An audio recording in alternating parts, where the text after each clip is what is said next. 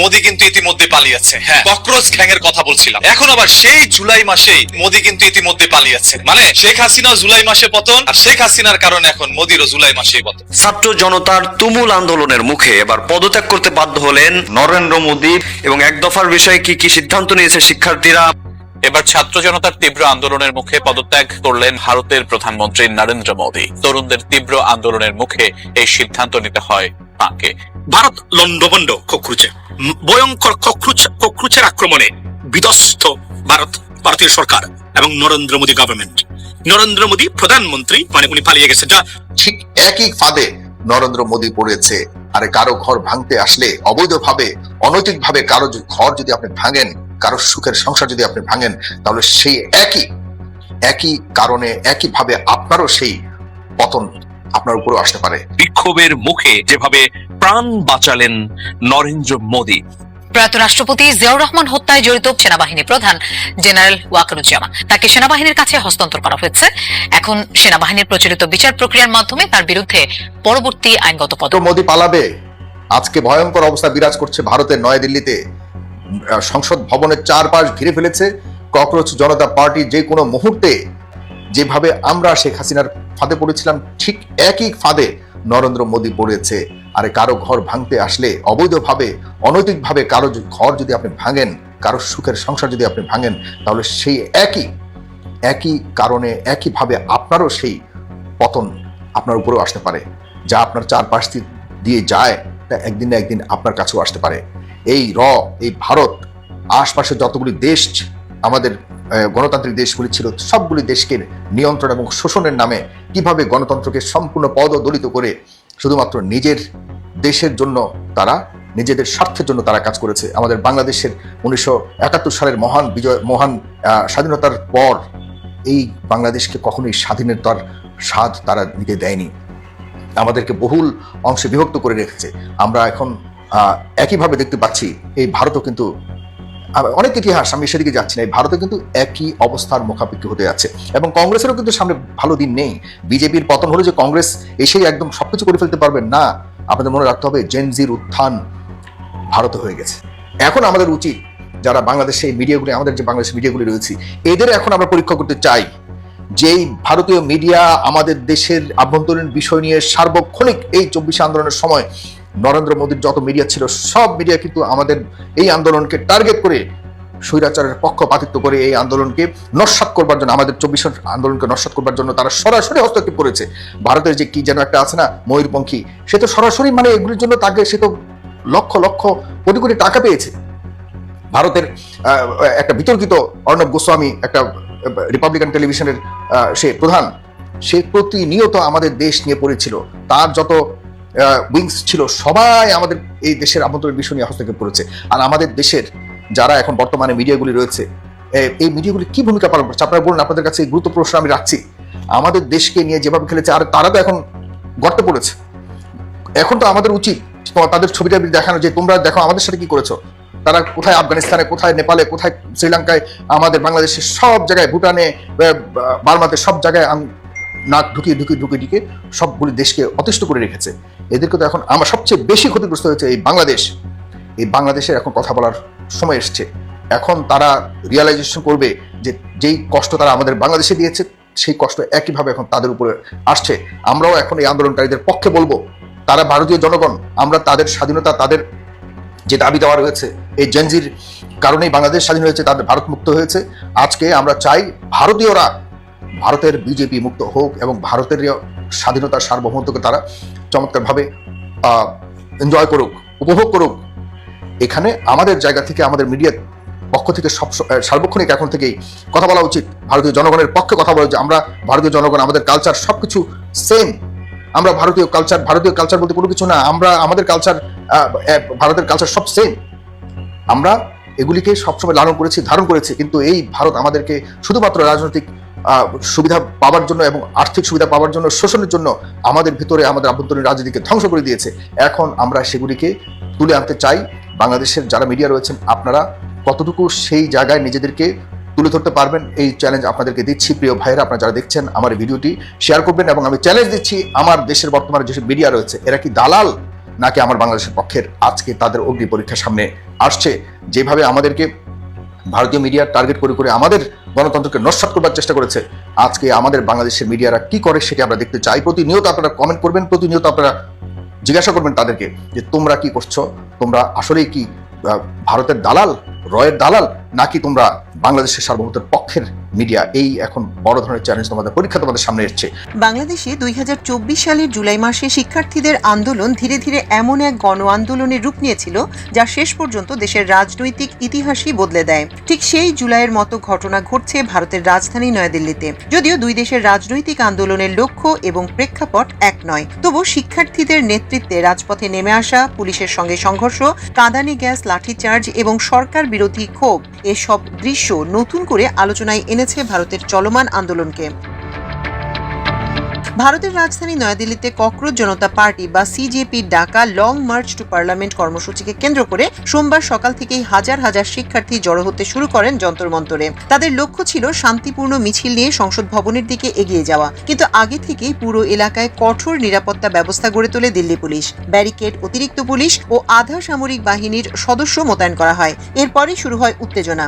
বিক্ষোভকারীরা কয়েকটি স্থানে নিরাপত্তা ব্যারিকেড অতিক্রম করার চেষ্টা করলে পুলিশের সঙ্গে ধস্তাধস্তি শুরু হয়। পরিস্থিতি দ্রুত নিয়ন্ত্রণের বাইরে চলে গেলে পুলিশ লাঠিচার্জ করে এবং কাঁদানে গ্যাস ছুড়ে আন্দোলনকারীদের ছত্রভঙ্গ করার চেষ্টা করে।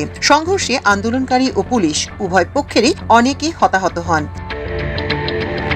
ভারতীয় সংবাদ মাধ্যম ইন্ডিয়া টুডের তথ্য অনুযায়ী সংঘর্ষের ঘটনায় দিল্লি পুলিশ এবং নিরাপত্তায় নিয়োজিত আধা সামরিক বাহিনীর সদস্য সহ 50 জনেরও বেশি নিরাপত্তা কর্মী আহত হয়েছেন।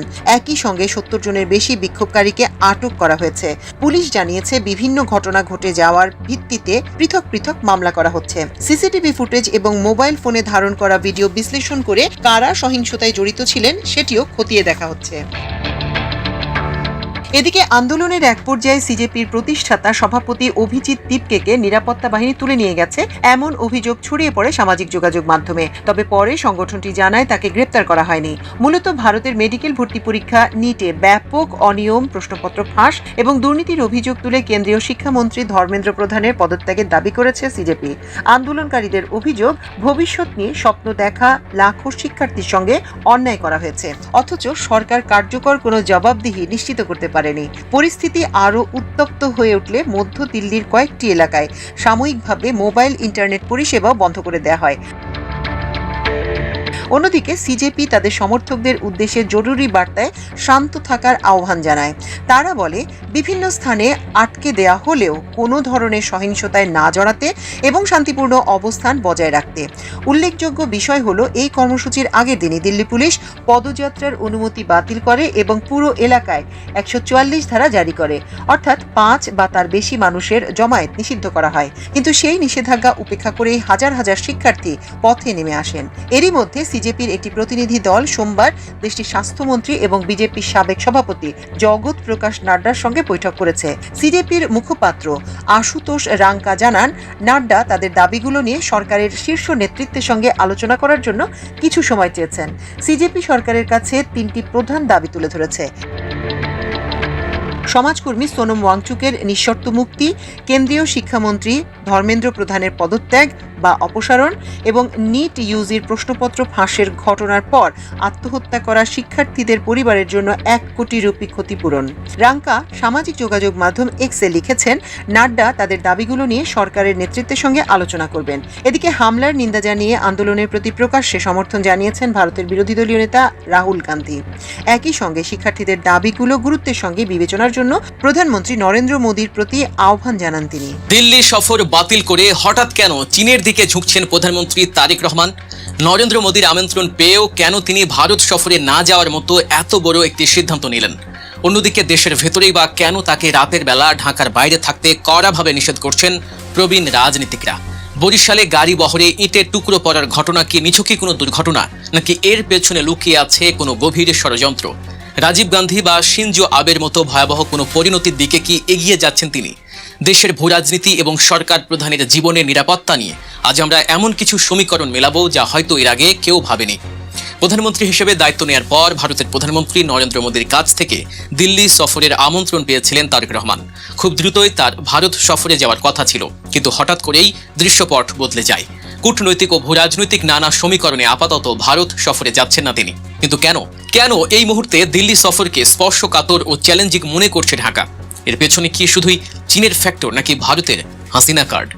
রাজনৈতিক ও আন্তর্জাতিক বিশ্লেষকদের মতে এই মুহূর্তে প্রধানমন্ত্রী তারেক রহমানের ভারত সফরে না যাওয়ার সিদ্ধান্তটি অত্যন্ত যৌক্তিক। এর পেছনে মূলত তিনটি বড় সমীকরণ কাজ করছে। প্রথম সমীকরণটি হলো আস্থার চরম সংকট ও গঙ্গা চুক্তি। আগামী ডিসেম্বরেই শেষ হচ্ছে বহুল আলোচিত গঙ্গা পানি বন্টন চুক্তি। নতুন চুক্তি না হওয়া পর্যন্ত বর্তমান চুক্তিটি বহাল রাখতে ঢাকার পক্ষ থেকে ভারতকে অনুরোধ জানানো হলেও দিল্লি তাতে এখন পর্যন্ত কোনো ইতিবাচক সাড়া দেয়নি। ফলে দুই দেশের সরকার প্রধানের সফরের জন্য যে ন্যূনতম আস্থার পরিবেশ দরকার তা এখন পুরোপুরি অনুপস্থিত। দ্বিতীয় সমীকরণ হলো দিল্লির চাপ প্রয়োগের নীতি ও সীমান্তে উত্তেজনা। বাংলাদেশের নতুন সরকার দায়িত্ব নেওয়ার পর দ্বিপক্ষীয় সম্পর্কের নতুন যাত্রা শুরুর কথা দিল্লি মুখে বললেও বাস্তবে তার কোনো প্রতিফলন নেই। উল্টো পুশ ইনের মাধ্যমে সীমান্ত উত্তেজনা তৈরি এবং বাংলাদেশের অভ্যন্তরীণ ইস্যুতে অযাচিত হস্তক্ষেপের চেষ্টা স্পষ্টভাবেই দেখা যাচ্ছে। তৃতীয় এবং সবচেয়ে গুরুত্বপূর্ণ সমীকরণটি হলো ভারতের হাসিনা কার্ড এবং বাংলাদেশকে অস্থিতিশীল করার চেষ্টা। গত 10 জুলাই শেখ হাসিনা আন্তর্জাতিক সংবাদ মাধ্যম রয়টার্সকে দেয়া এক সাক্ষাৎকারে ঘোষণা দেন আগামী ডিসেম্বরেই তিনি কর্মী সমর্থকদের নিয়ে বাংলাদেশে প্রবেশ করবেন। বিশ্লেষকদের মতে বিগত সরকারের মতো বর্তমান তারেক রহমান সরকারকেও চাপিয়ে ফেলতে দিল্লি আবারও হাসিনা কার্ড ব্যবহার করে বাংলাদেশকে অস্থিতিশীল করতে চাইছে। আর এই বিষয়টি কোনোভাবেই মেনে নিতে পারেননি প্রধানমন্ত্রী তারেক রহমান।